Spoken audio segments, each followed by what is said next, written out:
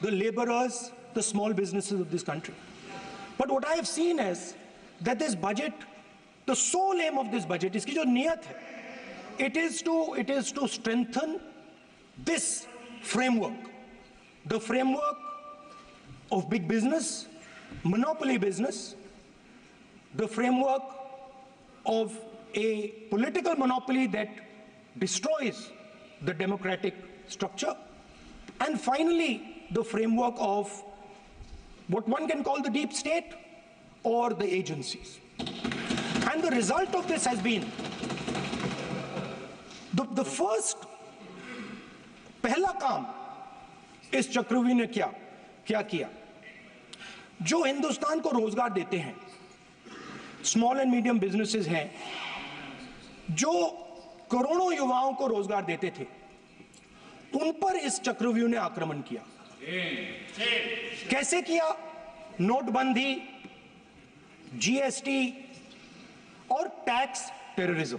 आप लोग आतंकवाद की बात करते हो, पूरे देश में अगर कोई भी व्यक्ति छोटा बिजनेस चलाता है तो रात को उसको फोन कॉल आता है इनकम टैक्स डिपार्टमेंट से, जीएसटी से, और टैक्स टेररिज्म का वो शिकार हो जाता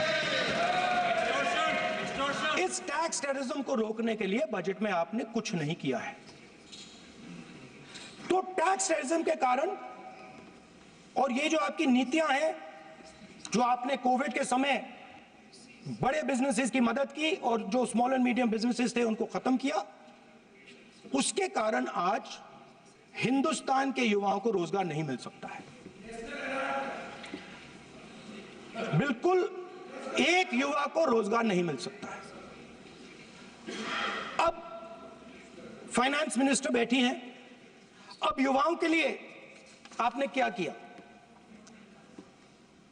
बजट में आपने इंटर्नशिप प्रोग्राम की बात करी और ये शायद एक मजाक है, क्योंकि आपने कहा कि ये इंटर्नशिप प्रोग्राम सिर्फ हिंदुस्तान की 500 सबसे बड़ी कंपनियों में होगा और 99% जो हमारे युवा हैं उनको इस इंटर्नशिप प्रोग्राम से कुछ लेना देना नहीं, कोई फायदा नहीं होने वाला है।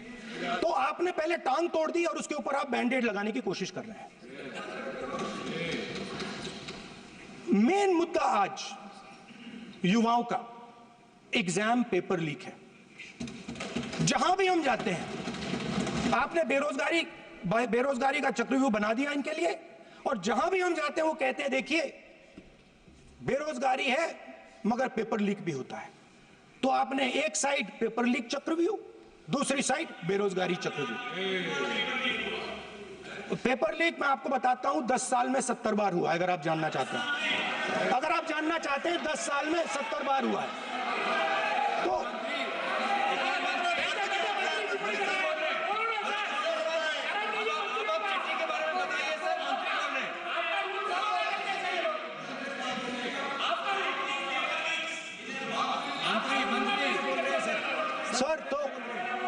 सर तो पेपर लीक के बारे में फाइनेंस मिनिस्टर ने बजट में एक शब्द नहीं कहा है।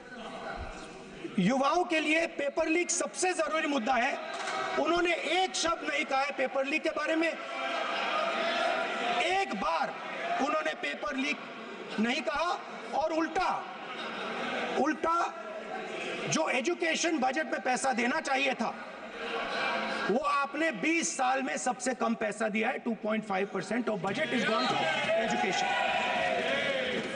सर दूसरी तरफ आपने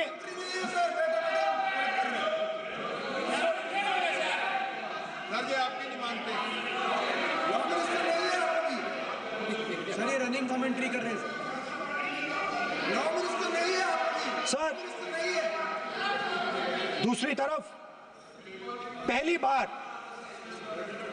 सेना के जवानों को आपने अग्निवीर के चक्रव्यूह में फंसाया। सही बात। इस बजट में अग्निवीरों के पेंशन के लिए 1 रुपया नहीं है। आप अपने आप को देशभक्त कहते हो, मगर जब अग्निवीरों की मदद करने की बात आती है, जवानों को पैसा देने की बात आती है, तो बजट में आपको 1 रुपया नहीं दिखाई देता। उनकी पेंशन के लिए 1 रुपया आपने नहीं दिया, तो उनको आपने अग्निवीर के चक्रव्यूह में फंसाया। उसके बाद सर, जो अन्नदाता हैं